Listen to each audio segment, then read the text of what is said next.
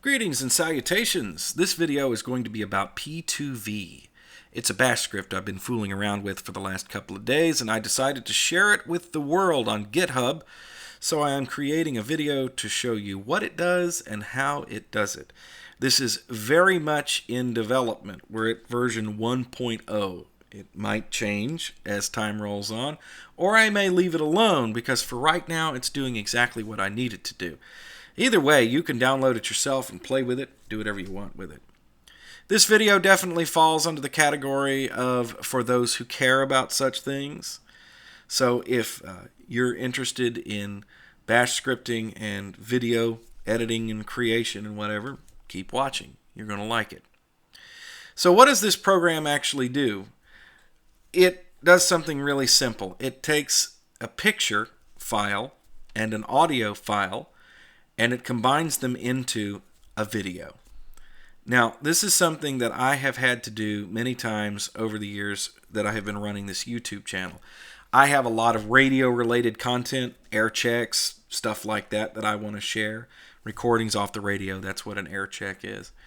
And a lot of times there's no video to go with it. All I need is either a title card or a picture.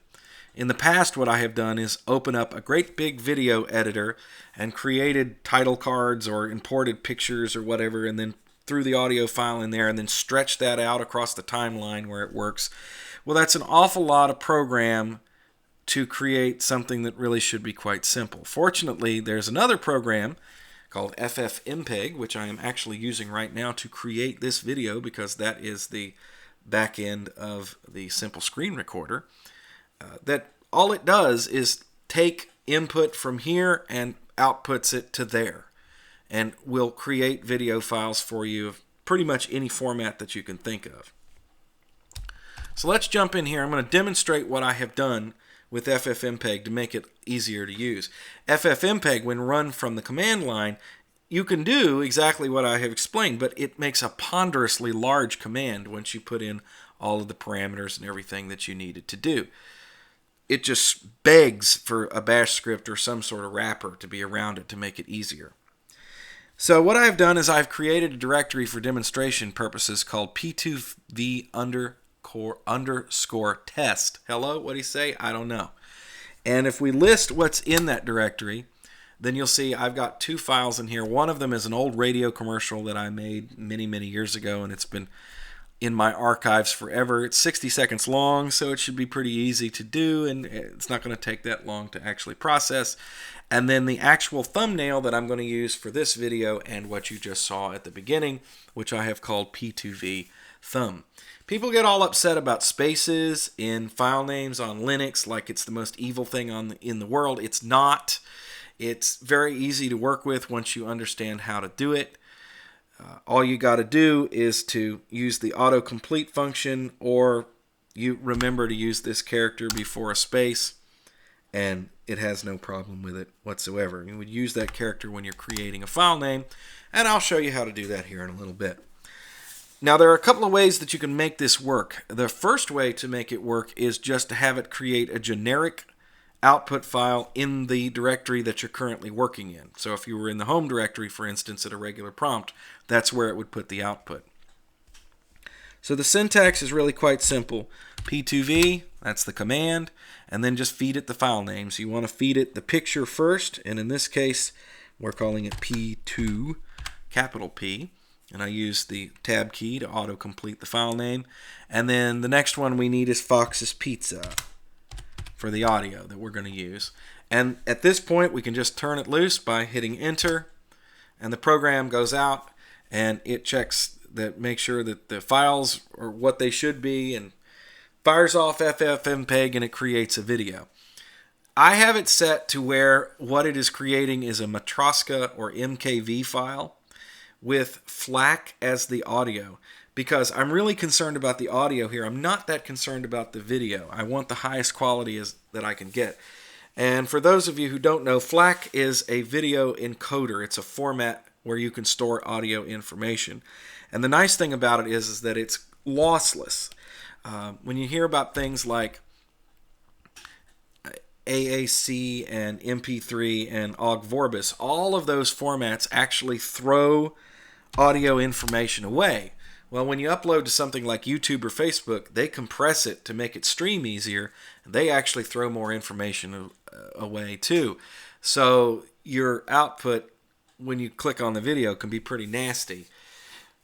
If you keep your audio file as clean as possible and uncompressed, and I don't mean compressed as in audio dynamics, I'm talking about data compression, the better it's going to sound coming out on YouTube.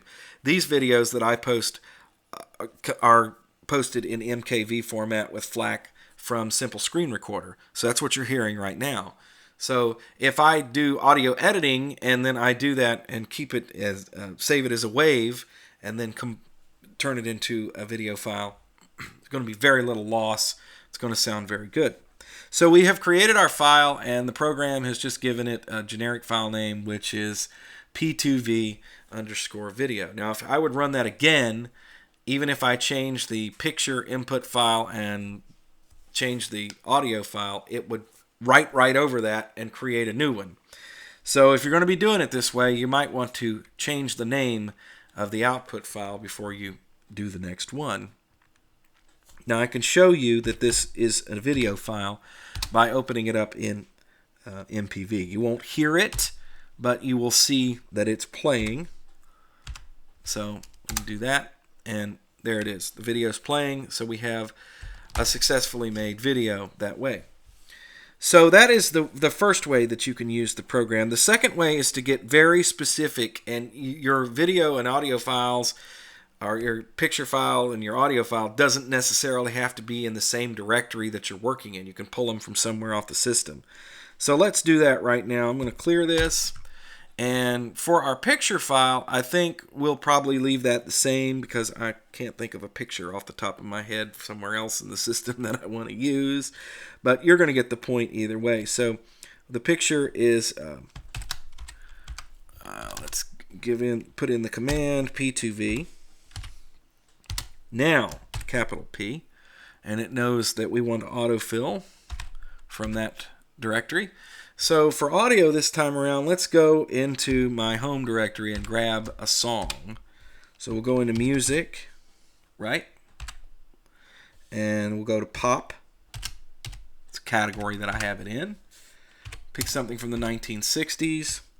Let's do Beatles. And it's tax season, so in the United States, your tax returns in the United States are going to be due here in the next few days, April the 15th. So we're going to do that. So we can take those files and put them together. Now we're going to do something a little bit different because we can assign the output somewhere else as well. So you have to put the path in to do that. So we want it in the home directory, and we're going to put it on the desktop, right?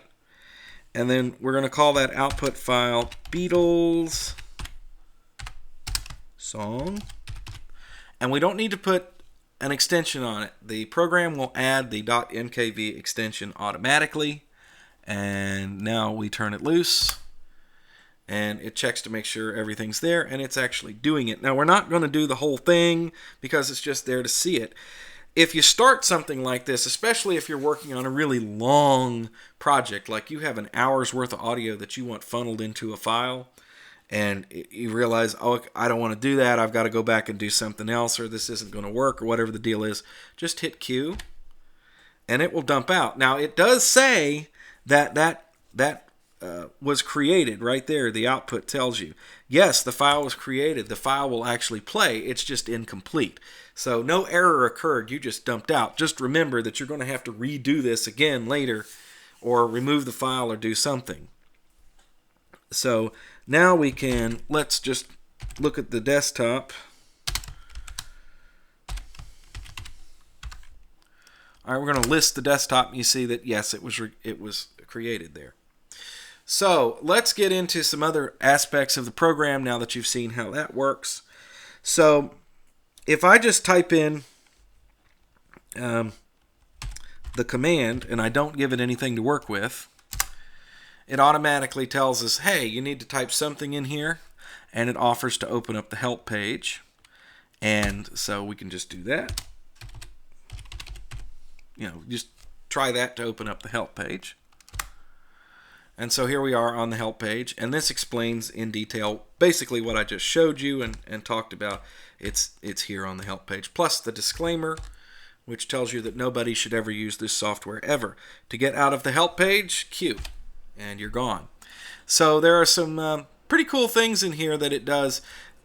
One of the things that it does is it looks for files to be there.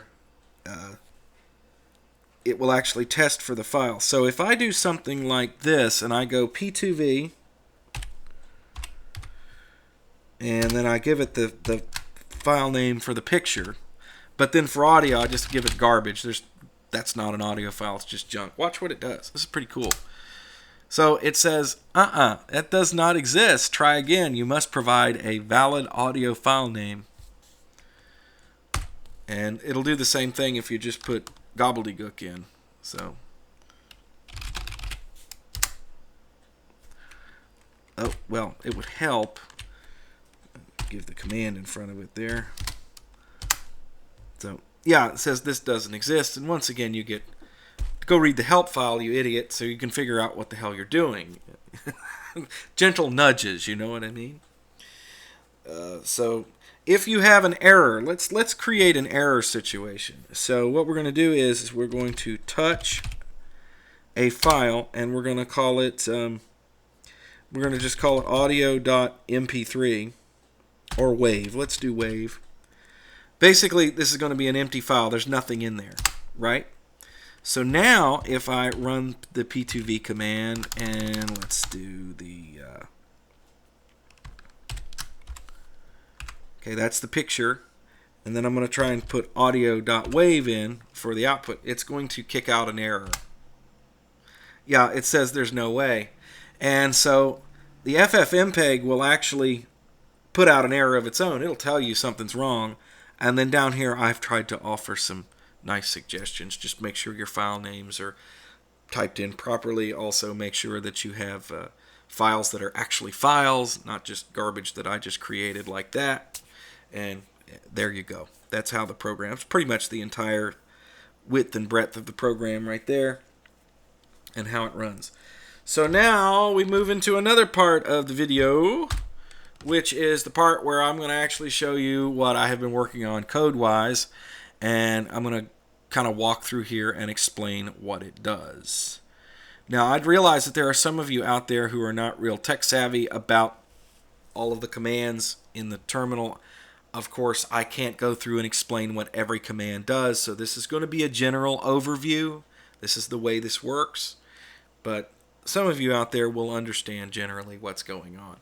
So the first thing the program does is it looks to make sure that you have ffmpeg installed and the FLAC codec and the less utility. I noticed that somebody had posted an issue on XBT because I use pretty much the same thing to look for dependencies in XBT, and they said for them it didn't work. This is the only time that I have ever had anybody complain. Do keep in mind, these programs are designed to work on Ubuntu, Debian, and Linux Mint. And in this case, I'm pretty much guessing. I actually haven't had a chance to test them out, but I'm pretty confident they'll work because I went to make sure that all the libraries and codecs and everything that it needed were available on those particular distributions. And what this will basically do, this first part right here, check for dependencies and just install if needed, is just if it doesn't find it, then it's going to offer to install it, and you just tell it, put in your password to install, and it just takes off and does it. If you have Ubuntu with the Ubuntu restricted extras installed, you should have everything that you need, except for maybe FLAC. I've had to install FLAC manually myself. But it'll make sure it's there one way or the other, hopefully. So if you're trying that, let me know how that works for you, okay? The next thing is to declare the variables, which really is just, in this case, grabbing variables from the arguments that you put in. So an argument is when you put a command in, you'll put in, like, in this case, P2V, and then the first file name will become argument 1 right there. And so on. So it's the spaces that separate and create arguments. So we have 3 possible file names there. So we're going to take those arguments that you type in, we're going to throw them into these variables called picture, audio, and video right there. Now we create functions, which essentially at this point, as the script is running, these get loaded up into memory. So if you've got past this and you got everything you need, it keeps running, and then it declares the variables, whatever command you put in there, and then it runs down through here, and the next thing it does is it's going to load the help page into memory using this function right here.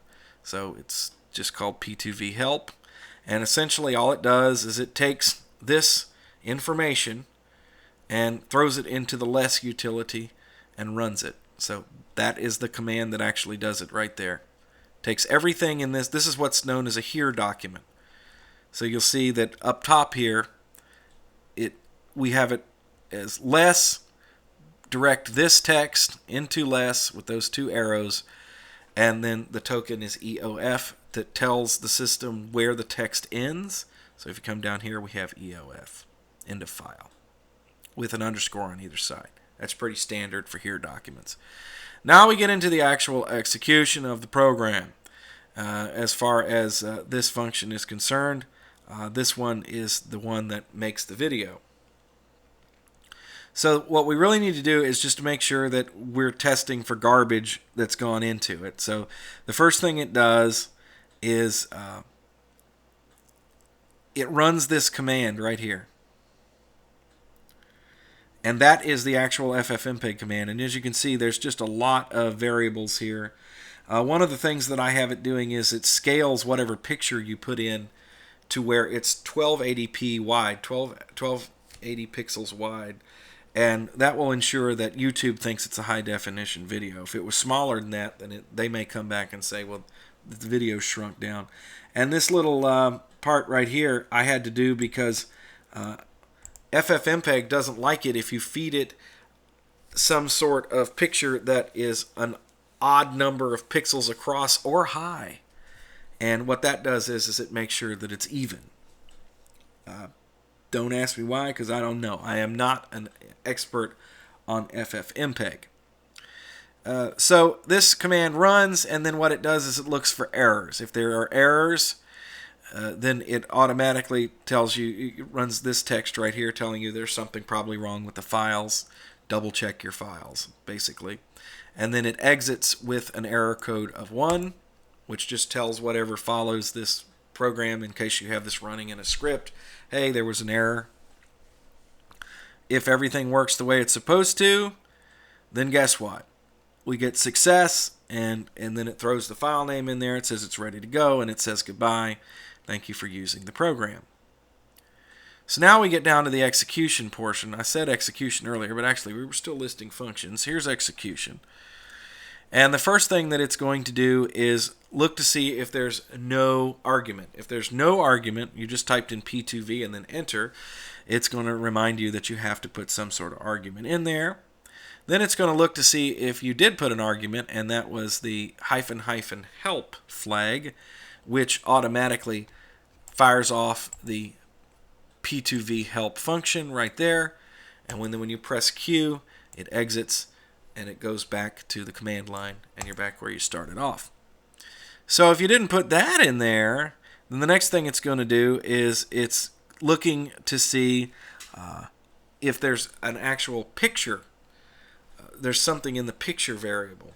It looks to see if that's a file. So basically, if it's not a file, and we do the reverse of looking that up with that particular little exclamation point, that just tells it, nope, that's not what that is. In other words, if this is not a file, not if it is a file, then you need to do this. It's not a valid file. It doesn't exist. You put some garbage in there, some gobbledygook that looks like a file, but it ain't really a file. Same thing with the audio file, which is the second thing that you put in there, and then we move forward. The next thing that happens is it checks to see if you have indicated a particular path or file name for the output. If you have not done that, in other words, the argument number 3 there is empty, then we need to provide something to put in there, and that's where the video equals P2V underscore video goes, right there. So that provides that generic file name so that the program will execute even if you didn't bother to give it a regular file name. And after it's gone through all of that, the last thing that it does is make the video. So it has to run through all of those different tests to make sure that everything's lined up properly before it will actually do that. And then once it runs this function right here, this make video function, which we've already looked at with that big command in it. Where am I at? I'm looking at, where am I at? What am I looking at here? Okay. It's right here. This is what the command that I was looking for. So that is the actual command. So this whole program is just a wrapper around this single command that does that. That's it. Now, there are endless combinations of parameters that you could do with the ffmpeg program. And if you do download this particular piece of software and you want to play with it, and if you know what you're doing, be my guest. But if you do mess around with all of those, please keep in mind that I am not an expert, and I'm not an ffmpeg expert. I went and found enough information to make it do what I wanted it to do, and I'm content with that I can post something that will work on YouTube and you can click on. So if you want to take it any further, or you want to use this to convert video files in some other way, whatever, then you can do that. However, before you go crazy and start making some sort of big converter like that, remember there is Handbrake, which is a piece of software that does exactly that, and it has the presets and everything. It's ready to rock and roll. It doesn't do what this program does, but what it will do is it will convert your videos from one format to the next very easily. So just to keep that in mind. Check out Handbrake if that's something that you need to do. So gang, there you go. That is a look at this particular piece of software. Very much version 1.0, not perfect. Probably be tweaked up a little bit as time rolls on. Or I may never touch it again. There's some things I've put up on GitHub that I've never looked at once I'm done. I just use them every day because they're tools and they do what I need them to do. So no, I don't feel it necessary to update something that's working. Some people do. But whatever. It is there for you. Take it or leave it. It is an as-is offering, as all of this kind of crap is that I put up on GitHub and encourage you to download. Do keep in mind that you can find that on the EzeeLinux Bash script page. I will also put a link to the GitHub page so you can check it out there, and you can download it from either place. Your feedback is always welcome. You can check out EzeeLinux.com. Check out the Bash script page for other stuff that I have written like this and shared there as well.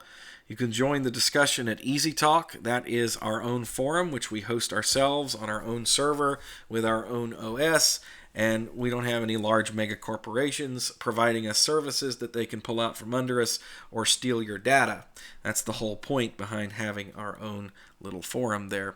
And check out EzeeLinux on Facebook if you are a Facebook user. That community continues to grow there as well. Thanks for watching. We will do it again soon.